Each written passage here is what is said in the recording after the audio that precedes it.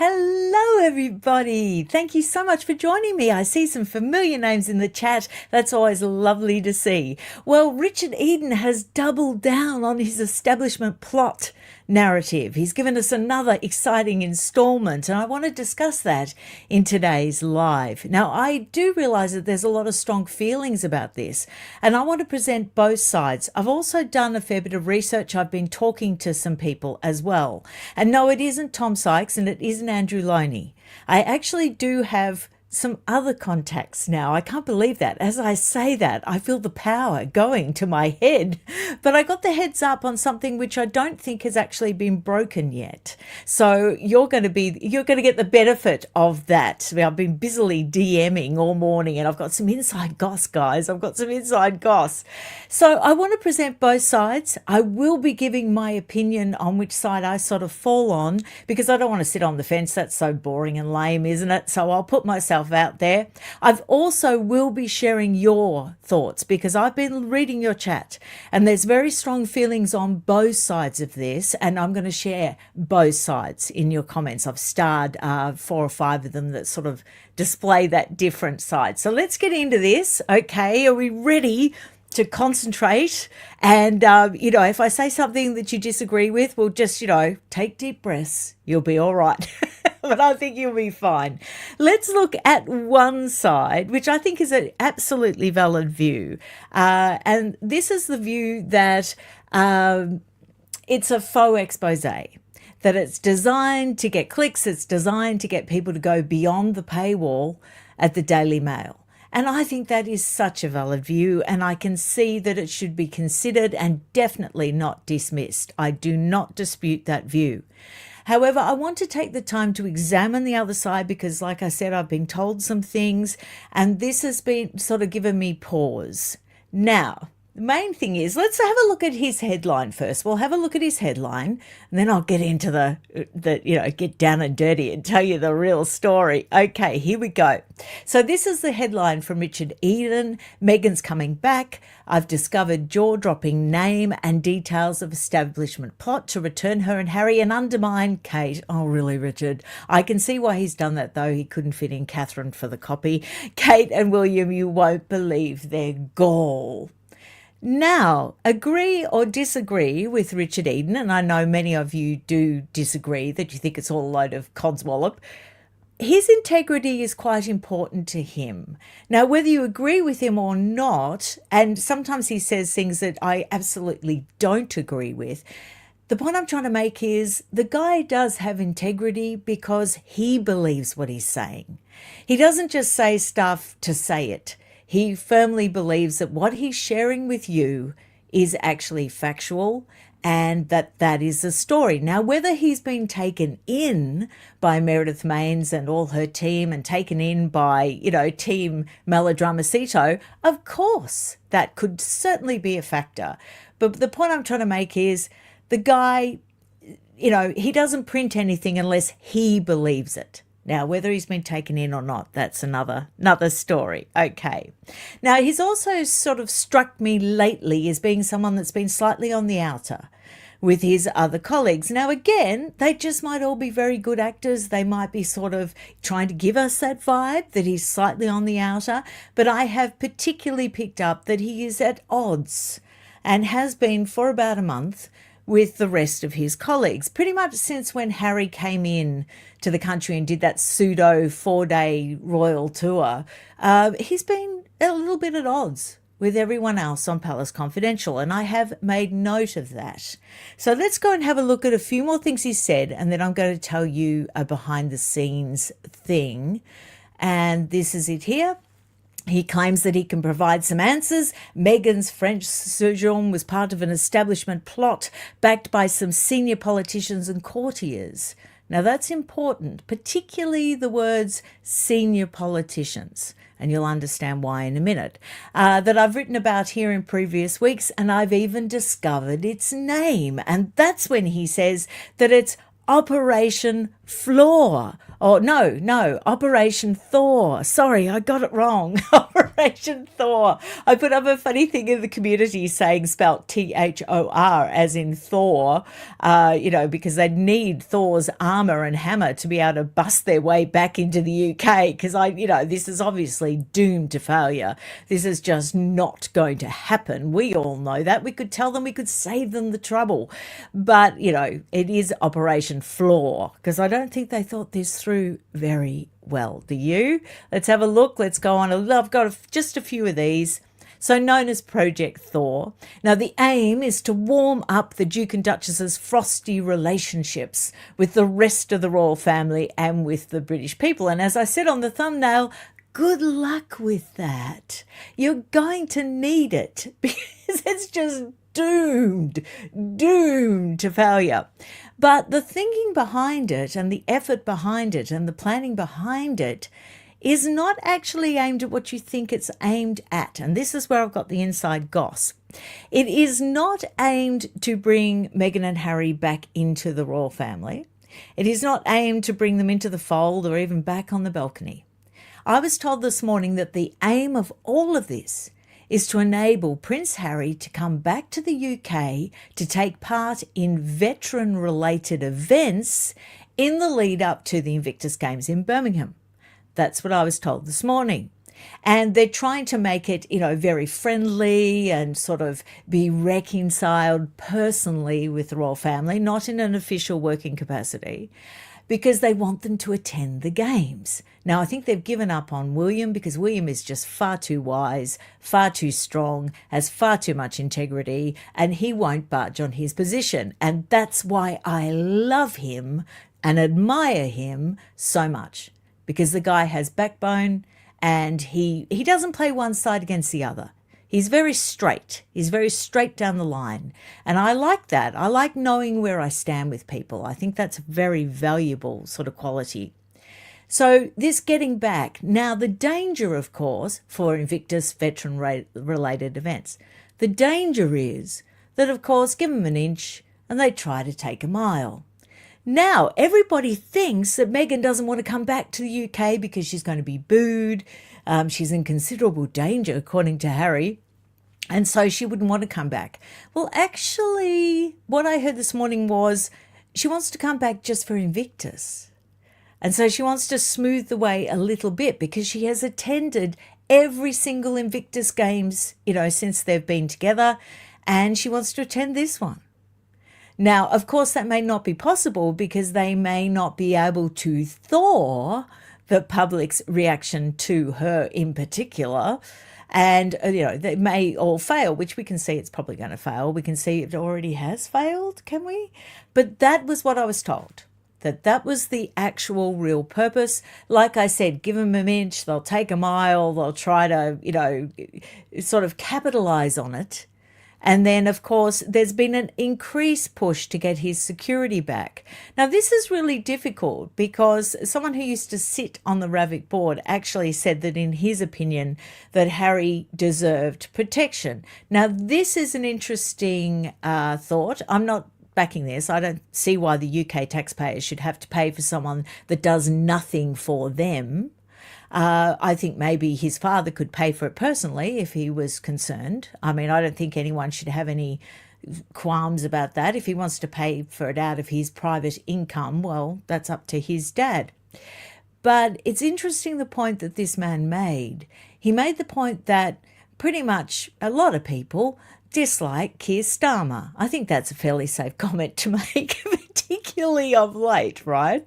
And apologies if you love Keir Starmer. I'm not trying to be political. It's just an observation I have made that he's not that popular, in the UK. Now, this man made the point that although he's, very much disliked, he still receives protection. So he made the point that you don't have to like or dislike someone in order for them to qualify to have police protection. He also made the very controversial statement that if the king wanted to click his fingers, that Harry could end up with security. Now, I've always argued against that, but now I'm starting to think, and I'm not turning on King Charles III, I'm just saying that this could be a rare, very wise decision by the king. Because when you look at it, if Harry doesn't have security, he can't rock up on Remembrance Day. I mean, Tom Sykes, to be fair, made this point in his Royalist piece this morning, that he can't just rock up on Remembrance Day for a veteran Invictus associated event and then, detract from the royal family's activities on Remembrance Day. And whether we like it or not, even though we may be true blue and stay focused on what matters, a lot of the world's media won't. So that is a factor. You could have this sort of rival court situation rearing its ugly head if he was able to come in and out of the country whenever he wanted. And so I think that this may be quite a wise decision, but there is an agenda behind it. So maybe Harry wasn't completely off base. Maybe there was an element of truth. Like I said, often things have an element of truth. Doesn't mean it's a good idea, but it has an element of truth. And I think that slight element of truth about him saying my father could fix this if he wanted to, I think there might be enough evidence to suggest that that could be the case. Not making the decision, but, quiet word in an ear. That's all I'm saying on that one. I could be very wrong. Okay, let's get something else up on this. I think this is the final one. So, an aim to melt the hostility building on the perceived success of the Duke's visit to Britain last month. Now, I've got something to show you on that too, where he carried out charity engagements and crucially was invited to Clarence House for tea with King Charles, which we all know. Okay. So that's all very interesting. Let's see what we have next. Now, I'm going back about 5 lives ago because I want to keep emphasizing the fact that the initial coverage of Harry's pseudo-royal 4-day tour was overwhelmingly positive until he went to Ukraine and he sort of mucked it all up with talking to The Guardian and, self-sabotage and just being typical, clueless Harry. He completely destroyed all the goodwill that he'd managed to build up. But the interesting thing about this is we all agreed when that happened that the pile-on and the campaign against William and the Wales family originated in Melodrama Ceto and originated from Harry's PR team. You have no dispute with that. But it did have an air of operation about it, didn't it? It did have an air of coordinated campaign. Everybody across the board, no matter which side of this debate they're on, conceded that it had an air of a campaign about it, something that was coordinated. So could that have been part of Operation Thaw? So that's what I'm presenting today. Also, I'm a little bit concerned because I've sort of noticed that I like Rebecca English. I think she's very warm and I've got nothing against her as a journalist. But one thing I noticed was she's often a little sycophantic. She's often at the expense of saying an uncomfortable truth or at the expense of saying something that might be slightly embarrassing or a little bit harsher. She tends to pull her punches. And so that to me is sort of propaganda. It's telling people what the Palace Confidential fans want to hear rather than necessarily speaking the truth. So I'm a little bit wary of that. I am grateful, though, that the Princess of Wales has had her undying support of late. And I think that's very, that's great for Catherine. I think, it's good to have that sort of strong, powerful support within the royal rota. But at the same time, I don't want to be fed stuff. I don't want to be spun stories just to make me feel better. I think one of the things that we've learnt from Prince Andrew and also the Sarah Ferguson story, quite frankly, is that when things are swept under the carpet, when we won't look at something, often it comes back, as my great friend would say, to bite you in the bum a few years later, because sometimes you've got to really look into things. Now, what are we looking at? Richard Eden has actually identified the fact that senior courtiers, okay, so we'll say, all right, men in grey suits. There's always got to be men in grey suits, okay, to please the gallery. But the thing that caught my eye was senior politicians, senior political figures. And when you look at it, it makes a lot of sense. And it also makes a lot of sense that if some pressure did come from senior political figures, and I'm not trying to be divisive politically on this channel, you know I avoid it. But, you know, if there was, that would explain King Charles agreeing to hold the meeting. Because something the Valentine Law taught us was that the king has to carry out the wishes of the government of the day if the government of the day perceives it to be for the good of the country. Now, we can't count on the fact that the government of the day is going to be unbiased. We can't count on the fact that the government on the day is going to be a good government or even make good decisions. However, they can recommend courses of actions to kings or queens, and generally they're followed. And Valentine Law points this out in his book. You know, Queen Victoria was probably the last one that got away with pushing her weight around and bossing all the politicians around and doing whatever she wanted. But then it became increasingly an apolitical monarchy. So that could be a consideration when he said that unfortunately King Charles III was, you know, slightly drawn into this establishment plot. Well, it would make sense if the plot originated politically from his government of the day. I'm not trying to let the king off the hook. I'm just saying that that is how it could have come about. So this feeling of coordination, and this is a big kicker, this one. The mention of Yvette Cooper interests me. Now, it always interested me when I heard that she was on the train to Ukraine. I knew that Harry's appearance in Ukraine was definitely signed off by the government. I said at the time that I doubt, King Charles III didn't know, would have been a cabinet decision and it would have been in his red boxes. But I definitely am confident to say that it was a government decision.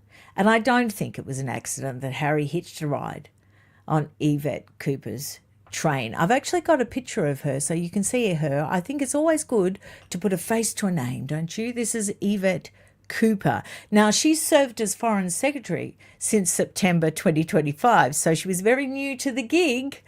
Extremely new to the gig when Harry hopped on that train to Ukraine with her, and she was Home Secretary before that. Now, it's interesting that Yvette Cooper is on record as saying that she thinks Harry should play a greater part in activities in the country. So she's very firmly a fan of Team Harry having the opportunity to be able to come back and, like I said, take part in veteran-related activities in the lead-up to the Birmingham Invictus Games. And that is what this is all about, people. This is what Operation Thaw is all about. To be able to establish his ability to come back as the patron of the Invictus Games to his country and with Meghan. That's what all this is about. So when you see it from that perspective, you can see that it's not actually sort of as loopy-la-la as we might have originally thought. It sort of makes sense. Now, I've got an example. This is a risky thing to say, but I would say, and you can disagree with me, please do, but I would say that on the whole, that it would be more the left side of politics that's more supportive of Harry and Meghan. I don't think I'm sticking my neck out on that. Of course, it crosses political divides, but on the majority, I feel that it's more on the left, this sort of undying support for Harry and Meghan. Now, the example of that would be, do you remember when Meghan did that interview in Africa and she said, well, I didn't expect it to be easy, but I thought it would be fair. Well, after that, politicians came out, 72, an open letter signed by over 70 female UK members of Parliament, was initiated by Labour MP Holly Lynch. And the signatories were overwhelmingly from the left side of politics, progressive side of politics. There were some, people on the right that did sign, of course. So it did cross. It was presented as being a bi-party sort of open letter. But in reality, when you look at the signatures, it was very heavily weighted to the left. So could this be actually just a continuation of that support? And maybe the thought that they were hardly done by and that they got a rough deal and that they should have an opportunity to come back and on occasion be a part of the royal family may be a political decision. And you could see how helpful that would be, particularly around election time, because the sort of people that would vote for them would probably not be as anti. That's just my suggestion. You let me know what you think. Like I said, pretty controversial, sticking my neck out on that one, but I'll do it. I'll do it. I'm not afraid. So this was the headline at the time. Meghan Markle supported by 71 female British MPs in letter against tabloid tactics. Okay, so we all know, but I think that is a compelling example. Now, I'm going to go to some of your comments now. Let's hear from Mrs. Mayfair, who definitely does not agree with me or Richard Eden, and I think she's got a valid point. Richard Eden is way off base. It's simply ridiculous. They won't be coming back. End of. And if Mrs. Mayfair was in charge right now, it would be end of. But the trouble is, and I said at the time, when Birmingham Invictus Games were actually allocated, and many of you said it as well, it was a way of opening a door. It was a way of just sticking your foot in the door to stop it completely closing. And I knew that that was the purpose at the time. And it is affording this thawing of relations under the guise of aiding and abetting the veterans of the Invictus Games, which we all said would happen at the time. So thank you, Mrs. Mayfair, for your opinion. That was interesting. I think a lot of people share your opinion, actually. Koala Blues, my mate Koala Blues, good grief. Has Richard Eden lost his mind? Or is he on the Harkle's payroll now? Now, this is something I want to address, and I understand those comments, but I think it's, for me, it just fries my brain. When people immediately accuse, not you, Koala Blues, you're lovely, but I'm just saying in general, I think people are too quick to accuse people they don't agree of being on the Harkle's payroll, because it's not about teams, it's about truth. And look, honestly, I think Richard Eden is sticking his neck out on this one. Like you all say, it may be complete rubbish. I'm sure there are cynical editors on the Daily Mail who are thinking, go Richard, go Richard. We're going to get a lot of people paying for subscriptions to be able to see these stories beyond the paywall. So now, obviously, there is a commercial aspect to everything. I understand that. And I'm not disputing that. It's a valid point. But there's a tendency to jump on the fact that someone's on the payroll rather than trying to be a journalist that is trying to present the other side. And journalists have to present both sides. And I think, and sometimes they will be favourable to Harry and Meghan if they see or sense, misguidingly I might say, but if they see or sense, they've been wrongly used or hardly done by, or there's an establishment plot, or, we need to stand up for what's right, they might write a story that's in their favour. But it's not coming from a place of payroll, being on someone's payroll. Because like I made the point with Tom Sykes the other day, a lot of you don't realise that the entire royal rota, every single royal journalist that you like and that you trust, is in communication with Harry and Meghan's team, comms team. They all are. It's no different to the team that is in contact with the palace. They're all there. And there's this perception out there, because they're not brave enough to admit it. There's this perception out there that there's good journalists that are on our side and there's bad journalists that are on. Do you get what I mean?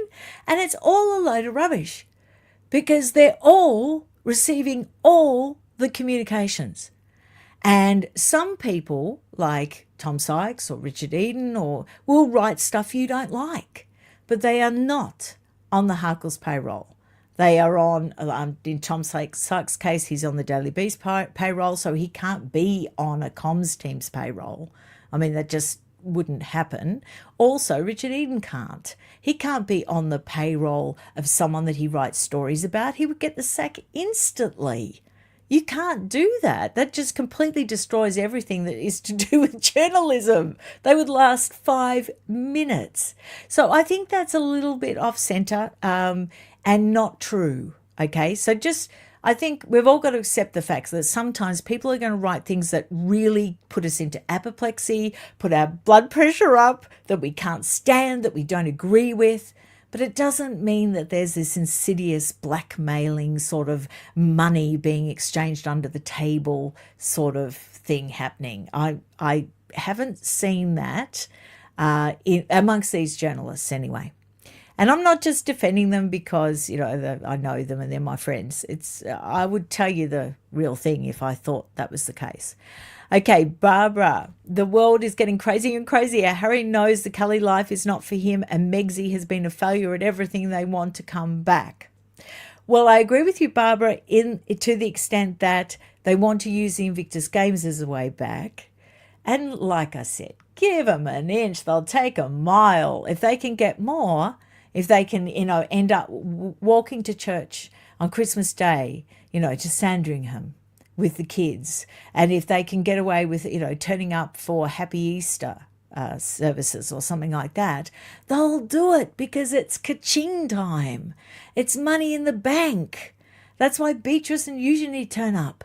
That's why they all turn up for all these events. Also, they love their family. I know that. They love their family and they want to spend Christmas with their family.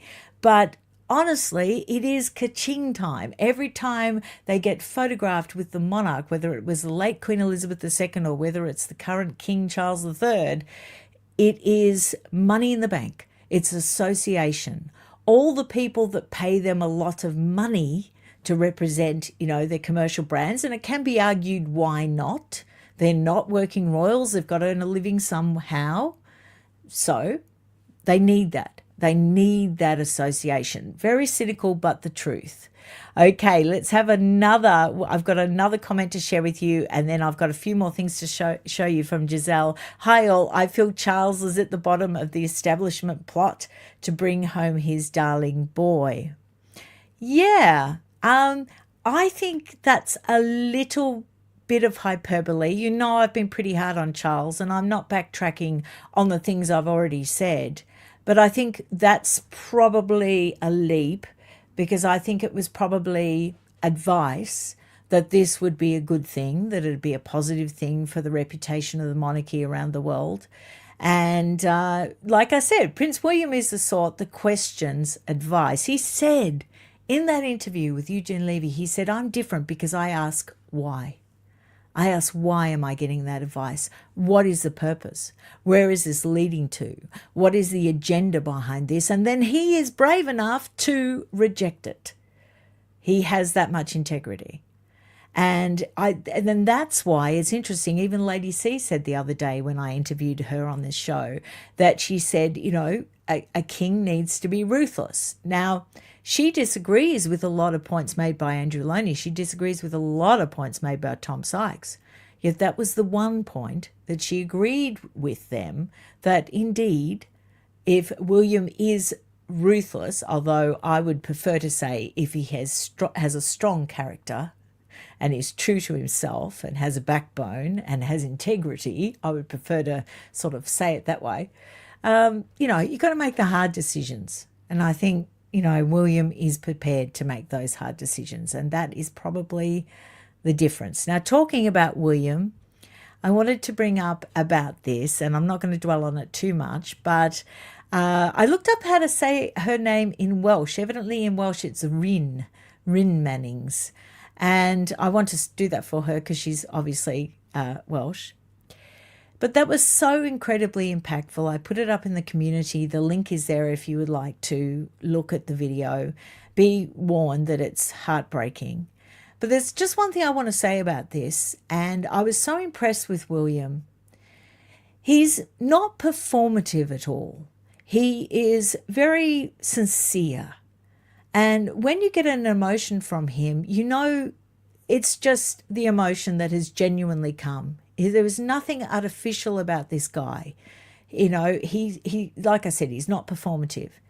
And I think if you're going to raise issues on World's Mental Health Day, like he did, and about the fact, people struggling so much that they may end their life, then you have to have empathy, you have to have sympathy.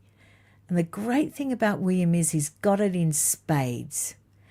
And he uses it responsibly and he uses it sincerely. And that's what I wanted to say. And that's why I have complete faith in the future of the monarchy, and that's why I keep saying it's in good hands, because he's a good egg, this guy. He really is. And of course, Catherine is, and the kids are too. Now, I put this up to remind me because Andrew Loney is coming back on the 20th of October. Now, we're going to have a discussion. He was quite careful in his book because the book was focused on the Duke of York and their mother, Sarah Ferguson. And he even said to me once in an interview, he said, it's not really fair to particularly concentrate on Beatrice and Eugenie because, really what choice did they have other than to be corralled into certain meetings and certain activities and things like that, particularly when they were underage. But now questions are being raised by a lot of people that they are adults now and they could probably afford to make some better decisions. And I'll give you an example of that. And like I said, I'll talk to Andrew Loney about it on the 20th of October. But an example of that would be the fact that on the day that Entitled, The Rise and Fall of the House of York came out, Beatrice was actually pictured with Saudi bankers in the heart of London launching a Saudi bank. And she had a photograph taken with all of them. And it was clearly a favour. It was clearly a I'll scratch my back, you scratch yours type arrangement. And obviously through the contacts that she's made, if not through her business, then definitely, people that had been introduced to her by Prince Andrew and possibly Sarah Ferguson. Now, I'm not claiming there's anything nefarious about that. There isn't, because they're not working royals and they have to earn a living. But that's where it comes in. We need to maybe draw a line. We need to have really clear guidelines. Do you agree with that? Just really clear guidelines. So everyone knows where they stand and everyone knows what's acceptable and what's not acceptable. Let me know what you think about that. And finally, I'm going to share this because this is a reminder that, of course, Catherine did appear, as you know. Now, she was in Oxford, wasn't she? And she was visiting families with Homestart in Oxford. I just wanted to get that right. But how stunning did she look? And she was wearing a Victoria Beckham pantsuit, and it just happened to be on the day that Victoria Beckham's Netflix series launched, which was maybe completely unrelated, but I like to think that it was like a show of support for Victoria Beckham, because I know the Beckhams do a lot of work for the royal family, particularly in charity areas and support. So I'm talking to Taz on Wednesday night. We're going to have a live and we're going to review Victoria Beckham's doco on Netflix. Now, this was, it was worth me actually reinstating my Netflix subscription because I loved it. And I believe that Taz loved it too. And we want to chat about it. And we want to bring some fun and something lighthearted. And we don't have to get bogged down in anything too heavy. So I hope you will join us on Wednesday for that little bit of lighthearted fluff. And it'll be fun. I can't wait. Can't wait for that. I think that's all I've got to say. I will share a few more comments. I'm going to scroll down. Here we go. You and Taz wearing olive green in honour of Catherine, Prince of Wales. Oh, that's a good idea. That's a very good idea in a nutshell. I think I might reach out to Taz and see if she wants to do that, if she's got any olive green. I've got lots of olive greeny sort of tops and everything. I just love green. Green's my favourite colour. Giselle says the margins are getting, really blurred lately. And I think maybe that is. This is an interesting comment by Sleepy Fox. In popular interpretations of his work, Nostradamus is the prophet credited with predicting an unlikely king of England in the 21st century. Oh my goodness me, I hope he was wrong. I think, though, that anyone other than William, it's not going to happen. I think that would be the end of the monarchy at that point. Unless, of course, it was Prince George. Of course, it would not be the end of the monarchy then. But anyone other than those two, I don't think it would survive. I think the backlash and the public, sentiment would be too great against it. And so it should be too. Thank you so much for joining me. And I'll see you again on Wednesday night with Taz. Thank you very much. I'm going to go and read all your comments now because I want to see what you think about everything. And don't forget to leave comments under the video so the people that are watching this on replay can see, what you think. I do leave the chat, but some people can't get it if they're on a mobile device. So make sure to leave your opinions underneath the video as well so they can read them. Okay, guys. Thank you so much. I got a little tip from Koala Blues. You are so good to me, Koala Blues. I'm going to go and shout my husband a cappuccino with that. Thank you very much. Thanks, guys. Thanks for joining me. See you Wednesday with Taz. Bye. Bye.